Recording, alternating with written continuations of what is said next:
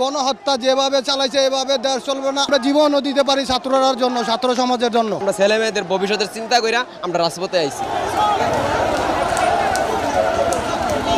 আন্দোলনকারীদের সাথে এই মুহূর্তে যুক্ত হয়েছেন রিক্সা চালকরাও। আমরা এই মুহূর্তে রয়েছি রাজধানীর শহীদ মিনারে, অর্থাৎ শহীদ মিনারে আমরা দেখতে পাচ্ছি আন্দোলনকারীরা যখন বিভিন্ন পয়েন্ট থেকে এসে এখানে স্লোগান দিচ্ছিল, তখন রিক্সা চালকদের আমরা দেখেছি তারা এখানে অনেকেই যাত্রীদের পারাপার না করেই কিন্তু এখানে এসে তারাও অবস্থান নিয়েছেন এবং আমরা দেখতে পাচ্ছি তারা বিভিন্ন স্লোগানে কিন্তু মুখরিত করে তুলছেন। রিক্সা চালকরা মূলত যে বিষয়টি বারবার বলছেন যে তারা ছাত্র আন্দোলনের সাথে তারা একাত্মতা ঘোষণা করে তারা জানান দিতে চান যে ছাত্রদের আন্দোলন, যৌক্তিক আন্দোলনের উপর নির্বিচারে গুলি চালানো হয়েছে, এমনটি বলেই তারা কিন্তু স্লোগান দিচ্ছেন। এবং সায়েন্স ল্যাবরেটরি এবং শান্তিনগর সহ বিভিন্ন গুরুত্বপূর্ণ পয়েন্টে কিন্তু শিক্ষার্থীরা জড়ো হয়েছে।